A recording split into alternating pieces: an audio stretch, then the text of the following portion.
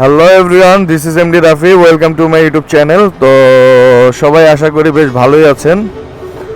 তো workshop of করলাম, workshop of করে বের হয়েছি।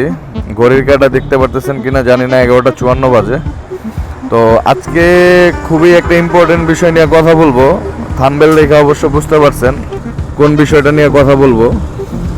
মূলত যে বিষয়টা নিয়ে কথা বলবো, মানে যেহেতু আপনারা সবাই জানেন যে আমি একটা ওয়ার্কশপের ওনার আর একটা ওয়ার্কশপ চালাই, প্লাস হচ্ছে আমি বাইক ডিপার্টমেন্ট নিয়েই কাজ করি।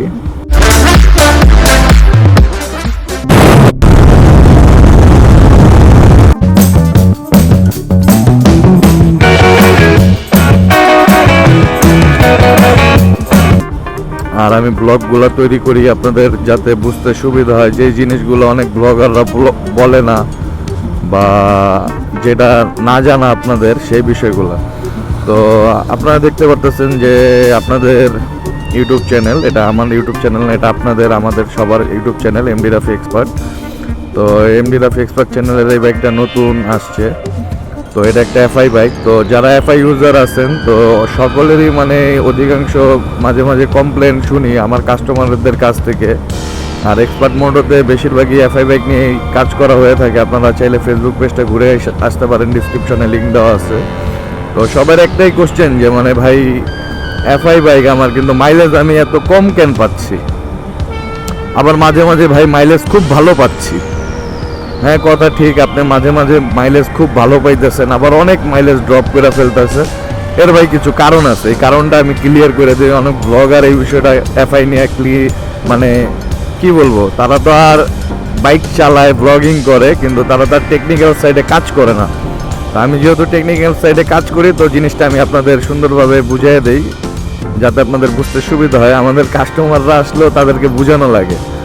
তো আপনাদের ভিডিওর মাধ্যমে ধারণা দিয়ে দিলে, তো ভিডিওটা আপনারা শেয়ার করে দিলে সবাই জানতে পারবে। তো মূলত এফআই বাইকটা হচ্ছে কি, আগে যেই প্রযুক্তিটা ছিল সেটা ছিল একটা কার্বোরেটর মাধ্যম। আর এফআই মাধ্যম কি আমরা বুঝি কি শুধু ইনজেক্টরের দ্বারা, মানে তেলটা ইনজেক্ট করতেছে।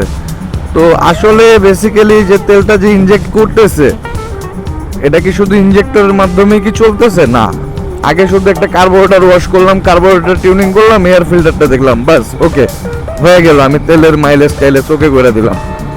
কিন্তু এটাতে একটা এফআই টেকনোলজির বাইকে আপনার মূলত অনেক কিছু ডিপেন্ড করে। কয়টা বিষয় ডিপেন্ড করে? এক নাম্বার হচ্ছে আপনার ট্যাঙ্কির ভিতরে একটা ফুয়েল পাম্প থাকে। তো ফুয়েল পাম্পের ভিতরে একটা মোটর থাকে, একটা ফিল্টার থাকে। তো ফুয়েল পাম্প আর ফুয়েল ফিল্টার এটা প্রপারভাবে ক্লিন করতে হবে। তারপর হচ্ছে যেতে হবে আপনার থ্রটল বডি, যেটা আপনার আগে কার্বোরেটর নামে চিনতেন। তো এটাকে থ্রটল বডি বলে, কেউ বাটারফ্লাই বলে।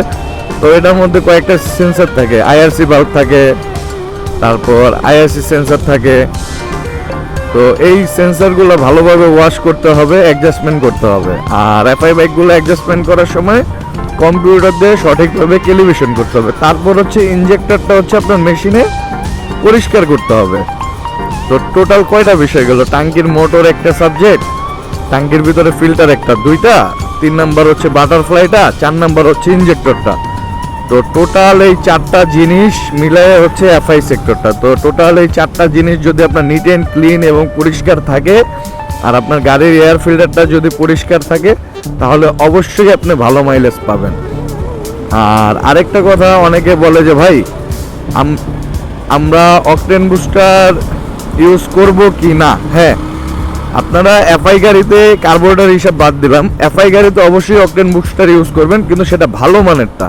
এখন ভাই বাজারে অনেক কম দামি, আমি নাম বলবো না, বাজারে অনেক কম দামি অকটেন বুস্টার আছে, 50 টাকা দামি আছে, 100 টাকা দামি আছে। দরকার নেই ভাই, সর্বনিম্ন 150 থেকে শুরু করে 150 টাকা দামি পাওয়া যায়, 250 টাকার পাওয়া যায়, 300 টাকার পাওয়া যায়।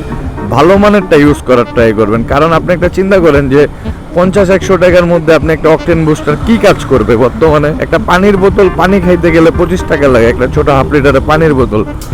তাহলে সেখানে ওই অকটেন বুস্টারের মধ্যে কি কেমিক্যালটা আছে, ওইটা ভিতরে যায় কি ইনজেক্ট করে কাজ করবে, কার্বনগুলোকে কিভাবে পরিষ্কার করবে।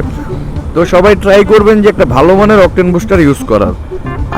আর আশা করি মানে আমার সংক্ষেপ ভিডিওতে আপনারা বুঝতে পারলেন যে এফআই জিনিসটা হচ্ছে, আমি আবার ক্লিয়ার করে দিই, মোটরটা, টাঙ্কির ভিতরে মোটরটা ভালোভাবে ক্লিন করতে হবে, মোটরের প্রপার প্রেশার থাকতে হবে, মোটরের সাথে যে ফিল্টার থাকে, যে সিলগুলো থাকে, ওটা ভালোভাবে ক্লিন করতে হবে।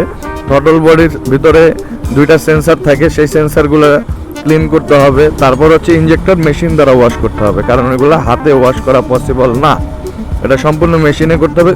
তারপর ওয়াশ করার পর যে আমি লাগাই দিলাম হলো না, ওয়াশ করে সব কিছু করে দিলাম। তারপর আপনার কম্পিউটারের মাধ্যমে, যেহেতু এগুলো ইসিউ টেকনোলজির বাইক, তো যদি আমি বলি ক্যালিব্রেশন যেটা বলে, যদি মানে বই খাতার ভাষায় বলি বা পড়াশোনার ক্ষেত্রে বলি, ক্যালিব্রেশন মানে পর্যবেক্ষণ। ক্যালিব্রেশন মানে বাইকটারে পুরো পর্যবেক্ষণ করে আমি যেই এফআই টেকনোলজি সাইটটা নিয়ে কাজ করলাম, তো সেই কাজটা যদি আমি প্রপারভাবে করছি কিনা সেটা আমি কিভাবে বুঝবো?